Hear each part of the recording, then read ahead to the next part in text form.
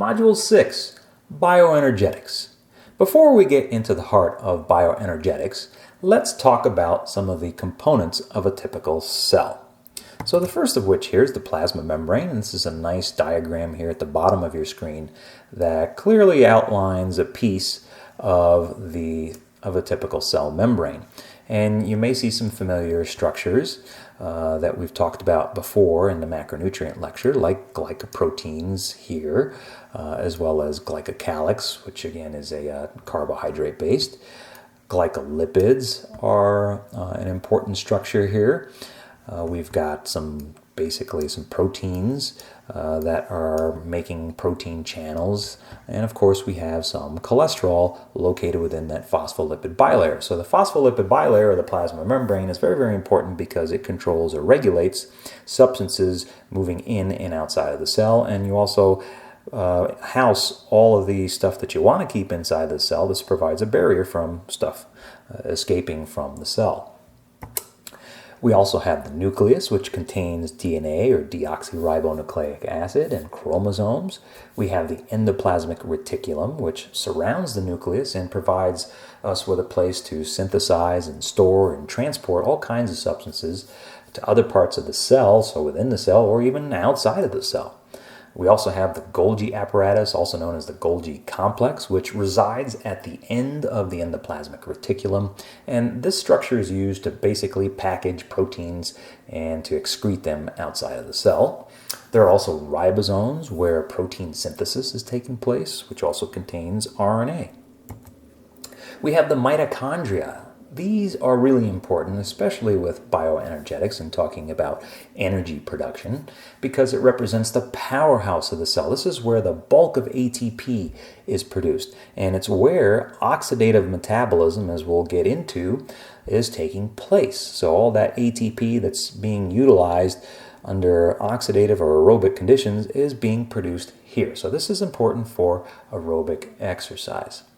We also have lysosomes, which digest the quote-unquote garbage materials that are in the cell, so bacteria, dead debris, damaged structures within the cell, damaged proteins that we are trying to basically get rid of. We also have peroxisomes, which facilitate the breakdown of substances for disposal. So once we have some items that basically have outlived their shelf life, we remove them by breaking them apart and get rid of them. We also use peroxisomes, as we'll talk a little bit about, in free radical generation and mitigating some of the free radicals and using antioxidants to combat some of the free radicals that are produced. So it's important in that topic as well. And then we have the cytoplasm, which is basically the liquid or watery portion of the cell. It's where all the cell organelles are floating around. It's also where the cytosol is located. So the combination of both cell organelles and cytosol is what we refer to as cytoplasm.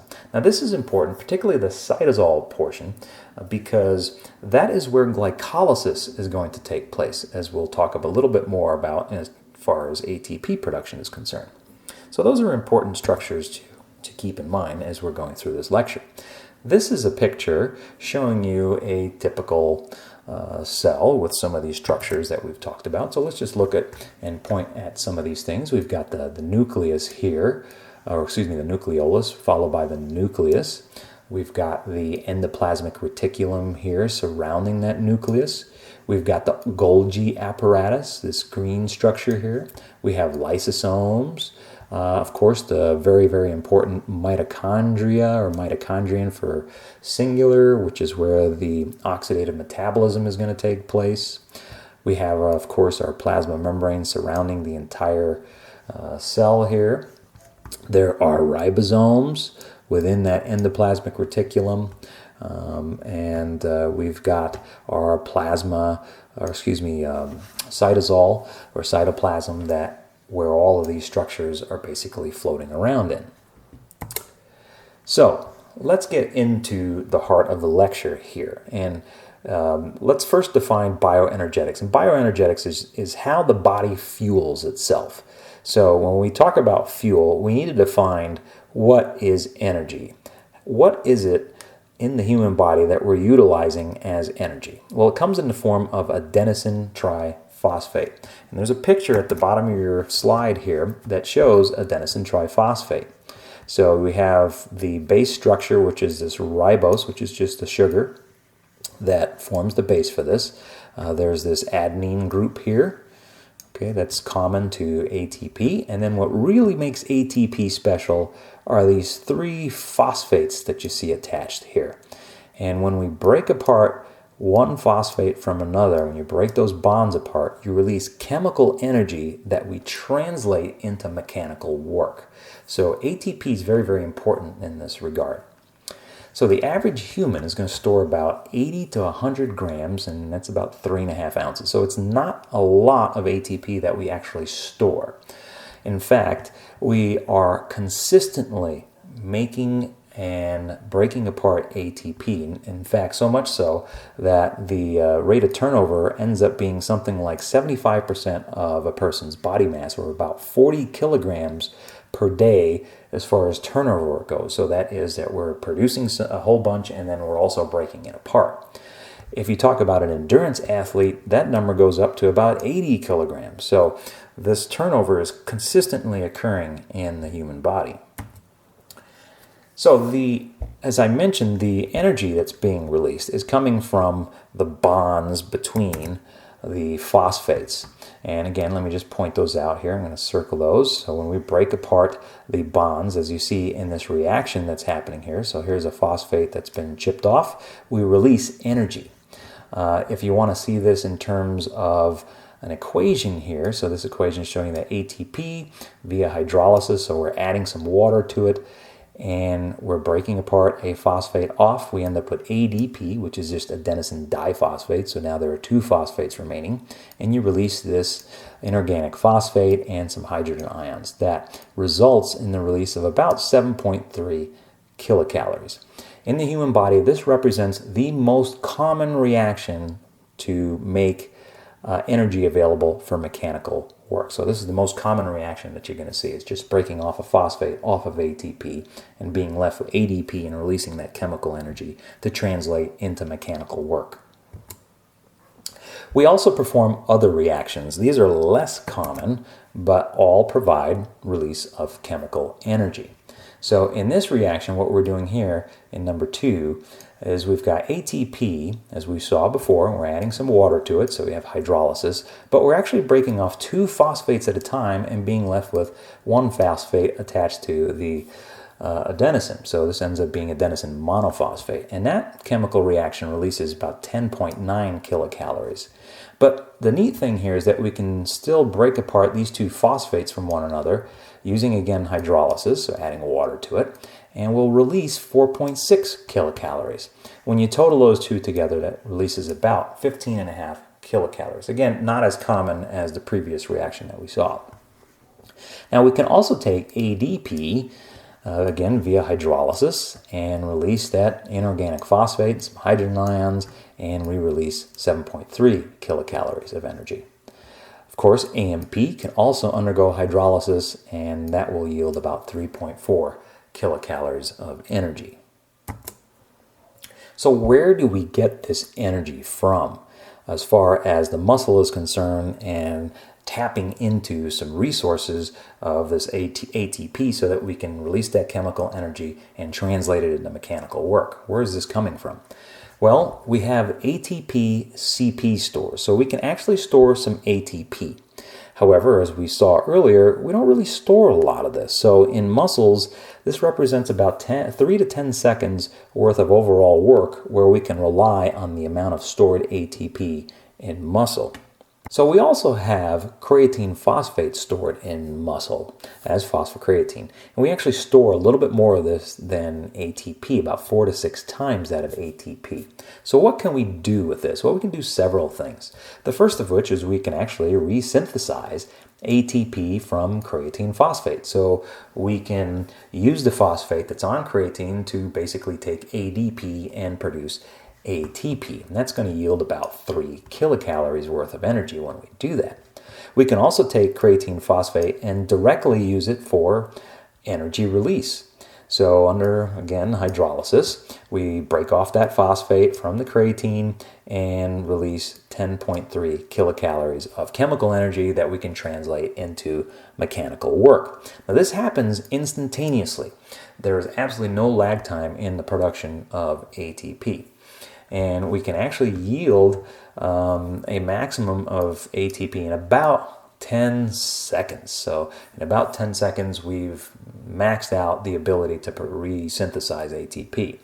When we use phosphocreatine as an energy source, we only have about 5 to 15 seconds if we use it as a sole fuel source or sole energy source. So we don't get a lot of energy from stored ATP or phosphocreatine. It just doesn't last that long. So what are we going to do? If we tap into our ATP and CP stores and we only get maximally, at best, about 20 to 30 seconds out of it, what are we going to do next? Well, the next step would be to use glycolysis, or what I've broken apart into two segments here, non-oxidative or anaerobic metabolism, meaning that this system does not require oxygen in order to produce ATP. So if we're just utilizing glycolysis and not thinking about the next step, which would be the oxidative metabolism, we're going to produce about 4 ATP. But the problem is we use 2 ATP in the process of making those 4 ATP. So we're really only netting 2 ATP for energy. So it's not a tremendous energy source for us. As far as glycolysis is concerned, these NADHs that are released are going to be important, as we see, in the electron transport chain. They'll be utilized there to make ATP. But in this instance, since we're not relying on oxidative metabolism, which is where the electron transport chain is found, we're not going to yield any ATP under these conditions. So what are we going to do? We will produce 2 NADHs, but the NADHs aren't going to be utilized to produce ATP, but we will form this substance called lactate or lactic acid. The lactate is being the salt version of lactic acid. So we do this for a main reason, as I'll stress later on in exercise metabolism, and that is to not allow lactic acid to accumulate within muscle. If you do that, it actually shuts down glycolysis and slows it down, which then slows down the athlete and decreases performance. So what we want to do is basically take these NADHs, make lactate, convert that pyruvate into lactate, and ship that lactic acid out so we don't slow down glycolysis. Pyruvate accumulation with glycolysis will also slow down glycolysis. So we want to convert this pyruvate into lactate. So it's very, very important that we produce lactate under exercising conditions, or we'll simply slow the whole process down.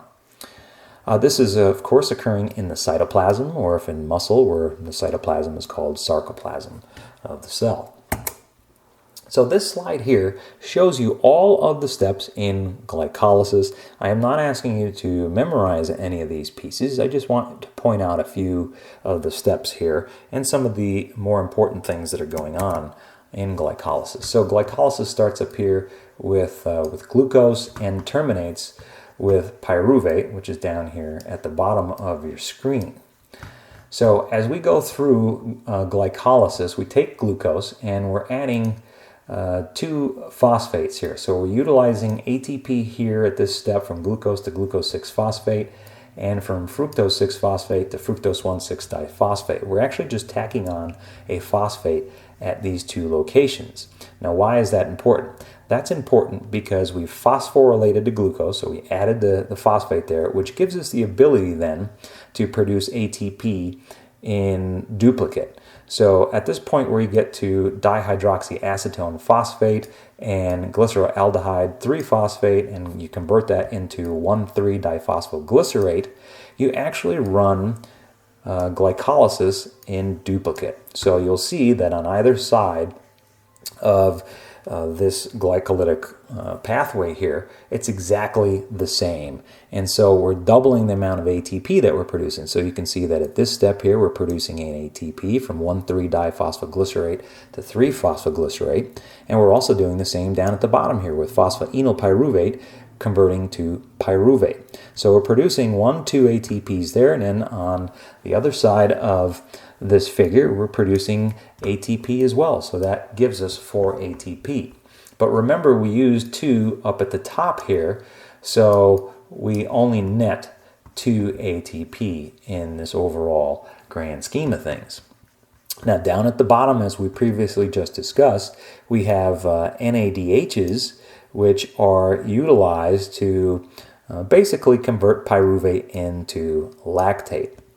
And I just want to reiterate that if we're utilizing glycolysis to the extent of producing ATP under conditions where there's insufficient oxygen delivery to muscles because the cardiovascular system hasn't had enough time to warm up to deliver the appropriate amount of oxygen to utilize the oxidative pathways, if you just allowed pyruvate to accumulate, so you're producing ATP only via the glycolytic pathways, pyruvate would shut down or slow down glycolysis, which would slow the athlete down, or the person trying to do whatever activity they're trying to do. So by taking these NADHs and removing some hydrogen ions and tacking them on the pyruvate, you produce lactate or lactic acid, which then gives the ability of glycolysis to continue running.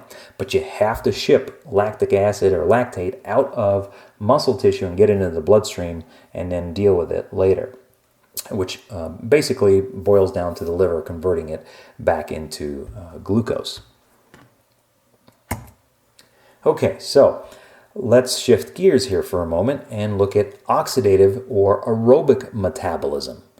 So as far as glycolysis is concerned, glycolysis is not an oxidative process. However, if you take pyruvate and don't convert a lot of it into lactate because there's sufficient oxygen being delivered to the working muscle, you can take advantage of the next step, which is oxidative metabolism. And so the very next place that pyruvate can enter is the citric acid cycle. So the citric acid cycle is it's part of oxidative metabolism, and then the final step would be the electron transport chain. So we can completely oxidize one glucose molecule, which is about 180 grams per mole or molecule, and net 2 ATP from glycolysis and get 2 NADHs, which then can be shipped off to the electron transport chain and will yield 5 ATP. And the way that we come up with that is that each NADH is going to yield 2.5 ATP. So when there's sufficient oxygen delivery to muscle tissue, we're going to run glycolysis and allow pyruvate to move on to the next step, which is the citric acid cycle, which then we can produce these NADHs, and some of the NADHs that we're producing glycolysis can then be utilized in the electron transport chain or oxidative metabolism to produce ATP. So glycolysis is the same pathway. It's the difference here is that pyruvate is moving on to the next step. We're not producing lactate to a large extent. So the citric acid cycle, just so that you know, because you'll see it listed in different ways here and called different things, citric acid cycle, the CAC, is also called the Krebs cycle or the tricarboxylic acid cycle. It doesn't really matter which name you use, just understand that there are 3 names for the same exact cycle. And what we're doing here, again, is taking pyruvate and convert it into acetyl-CoA, which is an irreversible step. It's a committed step. That means that once you do it, you're not going back. So again, the important part to come away with that if we're converting pyruvate into acetyl-CoA, that means that we got sufficient oxygen being delivered to the mitochondria so that we can take advantage of oxidative metabolism. Otherwise, it does us no good to convert pyruvate into acetyl-CoA. We're better off converting that pyruvate into lactic acid to try and keep glycolysis going and producing ATP without utilizing oxidative metabolism to a large extent. So this process yields 2 NADHs, which produces 5 ATP. And just keep in mind again that those NADHs are being utilized in the electron transport chain, as we'll see a little bit later on. So the complete oxidation of one glucose molecule will yield 2 ATP from GTP, which is a precursor to ATP that I'll show you in the citric acid cycle very shortly. Will also yield 6 NADHs, which give us 15 ATP, and there are also 2 FADHs, which give us 3 ATP. So this is all occurring in the mitochondrial matrix of the cell. So in that mitochondria, this is where all this magic is happening, where all this production of ATP is going on. So here's the citric acid cycle, or the CAC, or the tricarboxylic acid cycle, or the TCA for short, or the Krebs cycle. It's all the same cycle. So if we look at the top left-hand corner of the screen, we see that we have pyruvate being converted via the enzyme pyruvate dehydrogenase into acetyl-CoA. And you'll notice, again, that we're producing NADHs, so those are important because we're going to collect those and utilize them in the electron transport chain. So once we get this conversion of acetyl-CoA, what we end up doing is taking oxaloacetate, combining it with acetyl-CoA, the CoA goes away, and we end up with citrate. And we go from citrate to isocitrate. Of course, there are enzymes here. We produce some NADHs from isocitrate to alpha-ketoglutarate. Again, the point of these NADHs is that we're utilizing them in the electron transport chain. You'll notice too that there is some carbon dioxide that's released here. So basically when we produce CO2, it's coming from oxidative metabolism here in the citric acid cycle, and we're expelling that in normal expiration. So alpha-ketoglutarate then, when we convert that into succinyl-CoA, is going to produce some more NADHs. Again, we're utilizing those in the electron transport chain. And when we convert succinyl-CoA into succinate, then here's that GTP that we were talking about earlier. That gets converted from GTP and produces some ATP directly. From succinate, we go to fumarate, and in that process, we produce some FADH2s, which produce 1.5 ATP per FADH2. Then we go from fumarate to malate, and then from malate to oxaloacetate. And in that process, we produce NADH2. Again, these NADH2s, all produced along this cycle, are going directly into the electron transport chain, where we can make a much larger quantity of ATP. So here's the electron transport chain. And this is a very simplistic drawing that shows you, here's the NADHs that are passing along their electrons to FAD+, which then produces FADH. Now you can also start at the point of FADH, because remember that we do produce some of this in the electron transport chain. And that then is going to transfer that electron to cytochrome B, and then from B to C, C to A to A3, and then finally we have an electron that comes in and uses and binds to 1/2 of an oxygen molecule, and we end up with what's called metabolic water. We'll produce about 200 to 300 milliliters of metabolic water every single day, just under normal circumstances and not even exercising. And the reason why that we need oxygen and why we take in oxygen is right here at this level of the mitochondria in the electron transport chain. We breathe oxygen to basically accept this final electron in the process of kicking out ATP as we shuffle these electrons from one substance to the next substance to the next substance. So it's basically like a hot potato game for electrons. We're just bouncing the electrons from one substance to the next, to the next, to the next, till finally oxygen comes in and says, okay, that's enough, shuffling around these electrons, and I'll be the final electron acceptor. Now, as far as some nice pretty pictures are concerned, so off to the right, or the left-hand side of the screen, we see the mitochondrion, and there's just a couple of structures that I want to orient you to. So here's the outer mitochondrial membrane, And we have the inner mitochondrial membrane here. And it's that inner mitochondrial membrane that we see this whole process of the electron transport chain occurring. And so off to the right-hand side of your screen, we've got that outer mitochondrial membrane. And of course, here's the inner mitochondrial membrane with all of the substances that we saw, the cytochromes, etc., that basically are passing along or pumping these electrons from one cytochrome to the next, to the next, to the next. And in that process, it's part of this pump that basically pumps hydrogen ions from this inner space here, that inner membrane space, back through this protein channel, and we get the production of ATP when that happens. This whole theory is called the chemi-osmotic theory, and we're still not quite 100% sure as to how all of this works.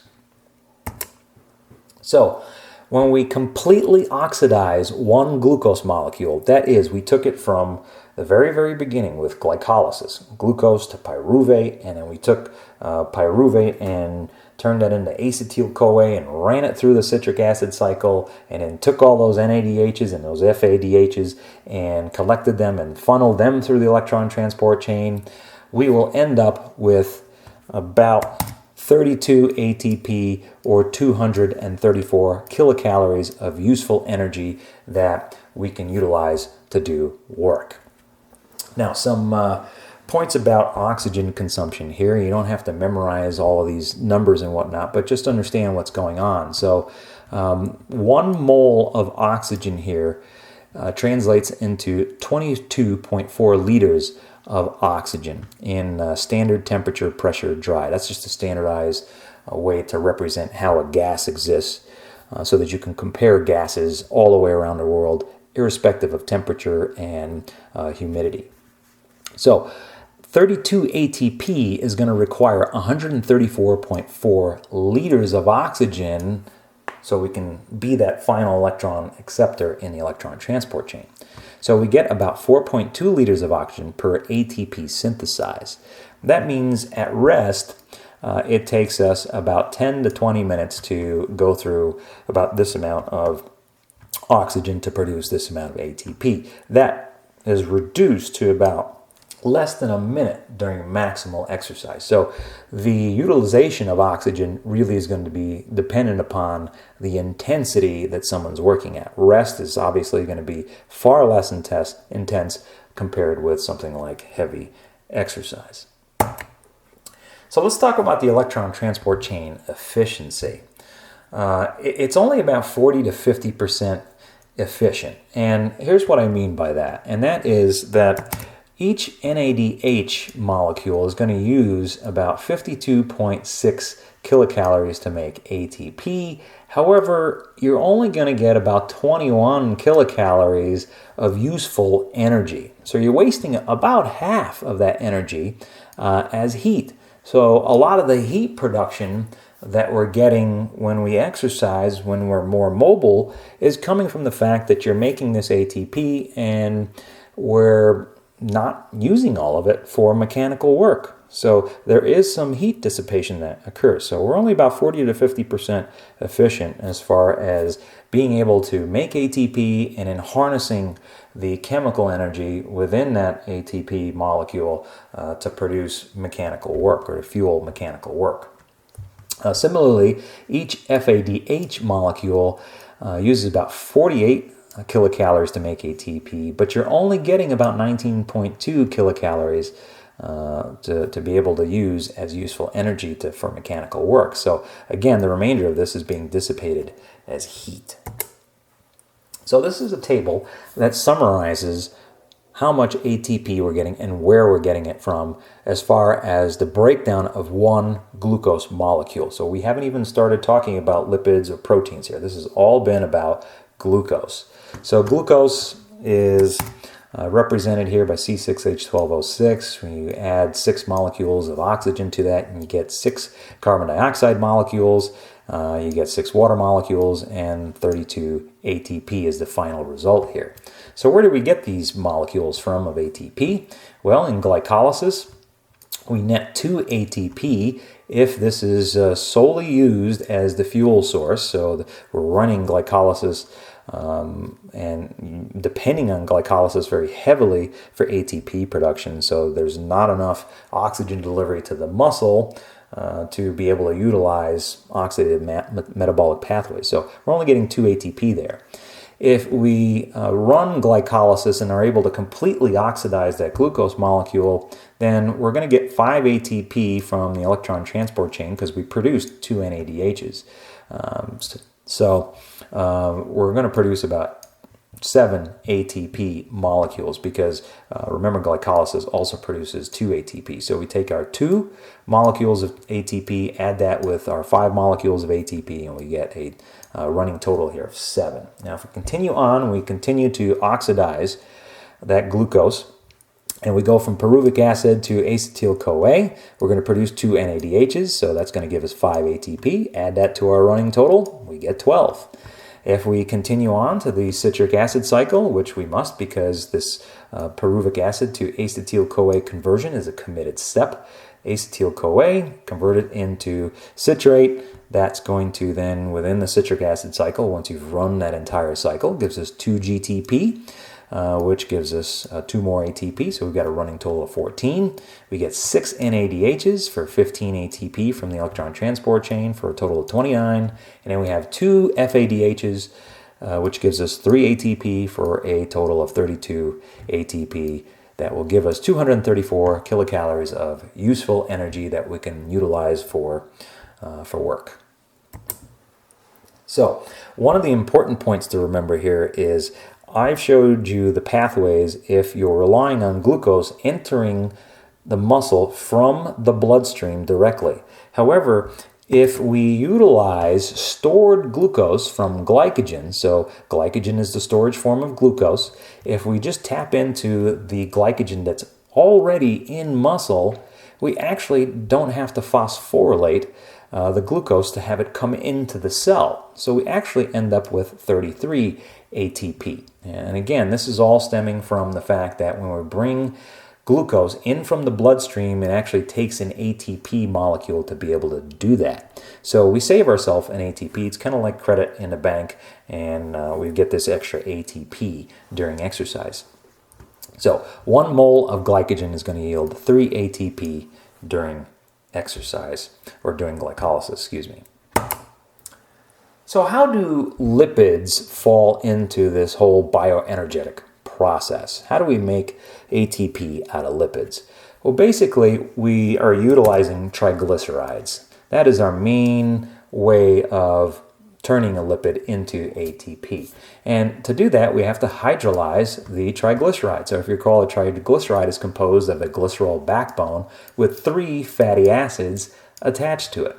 So we utilize everything of the triglyceride. So the glycerol is going to enter glycolysis at the stage of glyceraldehyde 3-phosphate, and that whole process is going to give us 19 ATP. So it's a pretty significant amount of ATP.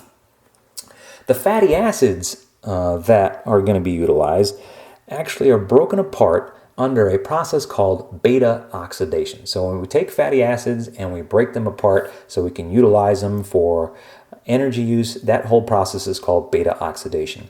And what ends up happening is that these fatty acids are broken apart into 2 carbon units. And that's important because acetyl is a structure that exists as a 2 carbon unit. So we're converting fatty acids, breaking these fatty acids apart 2 carbon atoms at a time, which allows us to produce acetyl, which then means that acetyl is going to enter the citric acid cycle. So you take the acetyl and add the CoA, and then that combines with oxaloacetate, and you end up with citrate. So we're funneling fatty acids into the TCA cycle as 2 carbon units or acetyl units. So here's an example of utilizing a fatty acid for energy. How much energy can we expect? So in this example, we've got an 18 carbon fatty acid. This happens to be stearic acid, which is going to yield 9 acetyl molecules. Each acetyl molecule is going to yield 16.3 ATP. Each 18 carbon fatty acid mole will yield 147 ATP. So a huge amount of ATP can be produced by using fatty acids. And of course, just keep in mind that the chain length of carbons does vary, 14, 16, 18, etc. And so that's going to determine how much ATP you end up with. As far as the amount of oxygen that's utilized, 1 mole of oxygen, again, is 22.4 liters of oxygen. That's an STPD, standard temperature pressure dry. So 147 ATP that are being produced here requires 582.4 liters of oxygen to make that ATP. So that's about 3.96 liters of oxygen per ATP synthesized. As another example here, 16 carbon atom fatty acid mole is going to yield about 130 ATP. So we get a tremendous amount of ATP, a lot of bang for our buck out of fatty acids. So this is a table summarizing the total that we're getting as far as ATP is concerned from lipids. All right, so in this example, I'm utilizing an 18 carbon atom fatty acid molecule, so keep that in mind that this would vary if the chain length of the fatty acid varied. So if it was a 16 or a 14, it would be different.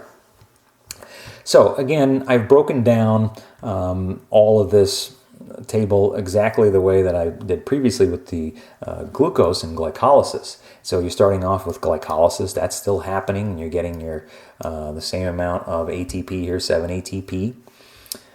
We've got pyruvic acid to acetyl, that's still the same, still yielding 12 ATP. Then we have beta oxidation, so it's the breakdown of those fatty acids.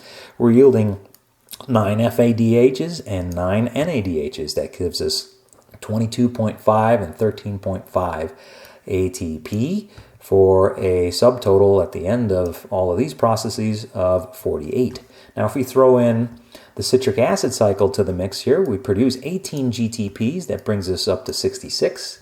And then in the citric acid cycle, we're going to make a lot of NADHs, so 27 of those and 9 FADHs for a total of 67.5 and 13.5 ATP respectively, and that gives us a total of 147 ATP. So the interesting thing about this is that we need to make sure that we think about not only just the fatty acid, but the triglyceride. Remember that the triglyceride has 3 fatty acids. So we take our 147, we multiply that by 3, we actually have 441 ATP for a total of 3,219 kilocalories out of that one triglyceride molecule. So that's a lot of energy that we've got stored in triglyceride. Now, of course, we can't forget about glycerol. That adds another 19 ATP, so that brings the total up to 460 ATP, or about 3,400 kilocalories of energy. That's a huge amount of energy that lipids give us the ability to produce under oxidative conditions. So one of the important things to remember here is that fats burn in a carbohydrate flame. So basically what we're trying to say with this is that you have to have glycolysis running in the background. You have to have some glucose hanging around in order for fats to be utilized in the citric acid cycle. And here's the reason why.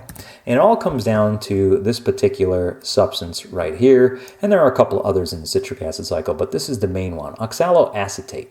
The precursor to oxaloacetate is actually glucose. So we need glucose as the precursor to make oxaloacetate. We can't just make oxaloacetate from thin air. It actually has a basis in glucose. So if we don't have carbohydrate in our diet to a large extent, we are actually going to reduce the amount of oxaloacetate around, which would then reduce the ability of the human body to run the citric acid cycle. So we have to have glucose there to utilize fats, or we're not going to utilize fats to a large extent. So thus, fats burn in a carbohydrate flame. So moving on to proteins. How do we utilize proteins to make ATP? And remember, the building blocks of protein are amino acids, and we're basically utilizing these mostly in the citric acid cycle. So we're utilizing them under oxidative conditions. The only thing that is the catch here with protein is that we need to make sure that we take off that ammonia group, so we are deaminating the amino acid, and we're left with what's called the carbon skeleton. And the carbon skeleton is what's being utilized in the citric acid cycle. And so that ammonia then, of course, has to be contended with, and we're utilizing that ammonia in the urea acid cycle to basically excrete it via the kidneys once the liver has made the urea. So here's the urea cycle.